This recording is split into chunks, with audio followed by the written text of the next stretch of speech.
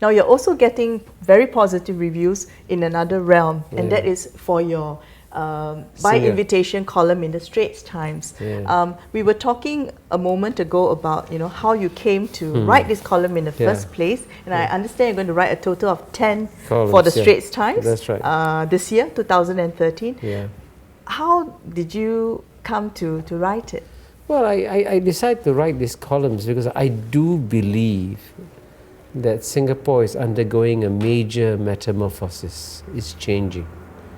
And that's why I say, it can either change from a caterpillar and become a happy butterfly, or from a tadpole to an unhappy frog.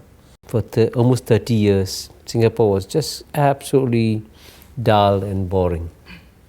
Changing, evolving, but no surprises. But very successful. But successful. But the last elections has been a watershed elections. 2011. It has completely changed the political atmosphere in Singapore. You now have far more vociferous opposition voices. But as Taman says, it's good to have a strong opposition. But you also have a lot of negative cynicism emerging in Singapore. And it is this negative cynicism that worries me.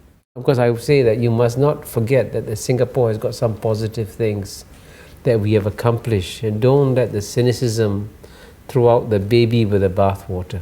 Absolutely, Professor. What do you think is releasing this acid, so to speak? This cynicism. I honestly, I'm not sure. But there is something that has changed, and certainly the level of trust in the government and trust in Singapore society has gone down. One of Singapore's biggest claims to fame was that if we wanted to carry out public policy, we thought very hard about it, we worked everything out, and we delivered almost perfect results. But then we had serious failures in the MRT, serious failures in housing. So suddenly the feeling is, hey, what happened? We're supposed to have a perfect government. What happened to it? I find a common thread running through your column so far, 3 so far, and the 4th to come on June the 8th in the Straits Times. The golden thread has been your characterization of the transformation as spiritual. Now, the word spiritual brings all sorts of thoughts, to well, I was trying readers' minds. I was trying to say that it's obviously not a physical transformation that is happening, because Singapore actually has gone through a massive physical transformation. I also don't think it's purely mental, It's has nothing to do with the rational side of what's happening.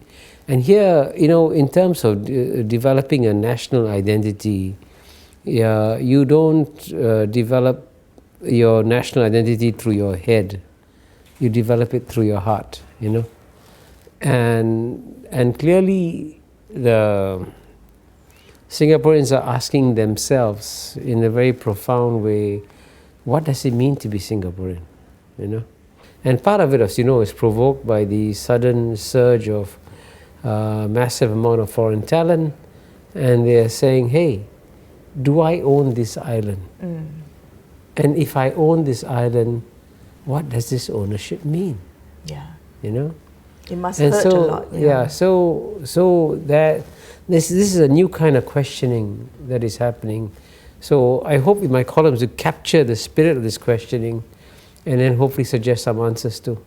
Well, it seems that you have, Professor Mahbubani, because I'm going to share with you a few responses from our readers. We'll start with Straits Times reader Wu Wei Meng, who says on your article, Singapore, Frog or Butterfly, he says, your article, Professor, has articulated so brilliantly the kind of unhappiness I have had over the past year or so as a Singaporean.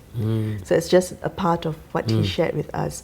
Now, my question to you following that, Professor, is you have tapped so deeply into how Singaporeans today actually feel, as Mr. Wu himself says. And that's quite a departure from your high-level musings, in books like The Great Convergence. Why have you taken this particular tack, become more personal, more immediate?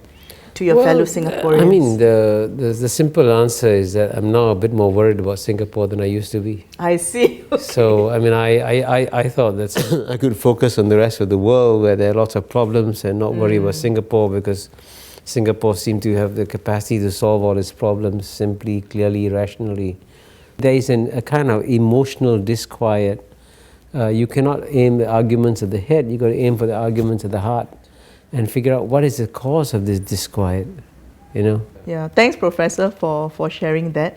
Then we have Daniel Lam Kong Wing, who says, I think your articles are great and they will be a major contribution to the national conversation. It's taking place in Singapore as we, a country, grapple with who we are and who we want to be. Now, what's interesting about Daniel's contribution is that he then compares what he calls the current angst and discontent among Singaporeans to a person facing a midlife crisis. That, you know, Singaporeans are working so hard, but all they seem to do is to be running on the spot, while, you know, foreigners get all the plum opportunities here. Yeah, your thoughts on that, please, Professor? Well, I think there's no doubt that the very sharp increase of foreigners in Singapore has caused tremendous amount of resentment. And I think looking back now, it was a mistake, you know, to have such a sharp increase. And so now, but I think it's very clear the government's got the message. Yes. And as you know, now the SMEs are crying and saying, hey, we need more labour, we need more labour. So it's a very tough position that the government's in. But I think we need to also figure out, at the end of the day, what kind of island do we want to have, you know? Fundamentally. Yeah, and that I think hasn't been resolved, you know. So if you want to be a vibrant, dynamic economy, you got to accept a very large percentage of foreigners. But if you want to live in the backwaters and stop growing for 20 years like Japan, then you keep out foreigners. So it's a very tough call you got to make. And so this is a question about values. You know? Absolutely. Yeah. What is it you value the most? So that's something that I think there is no consensus. And we need to arrive at a new consensus in Singapore. And so you're helping us, Professor, through your columns too. I hope so. That's my goal. And finally, we have Straits Times reader Wong Ting Fat, who would like to ask you, how would you change the current situation to ensure that Singapore evolves into a beautiful butterfly? Well, I think I would really appreciate it if Singaporeans actually spoke out a bit more and try to address the question, what does it mean to be a Singaporean? How does a Singaporean different from a Malaysian or Indonesian or a Fijian? What is it? It's not just your pink IC, right? Because I mean, anybody can come and get a pink IC after a few years here. What is it defines the heart and soul of being a Singaporean? And that's what I think we need to have a candid discussion about. So yes, we can complain about specific issues like MRT, housing and all that, but that's peripheral. The core issue is, if you're living together on this island, what is it that unites us? What are the values that unite us? What is it, the elements that say we belong to the same kampong? One of the things that I value and cherish the most, of course, when you come from a minority within a minority, is the ethnic harmony in Singapore, you know. But then the question I ask is this ethnic harmony natural, that's developed through natural evolution, or is it a result of very harsh laws that say you cannot say anything prejudicial against another race? So what exactly how real is this ethnic harmony?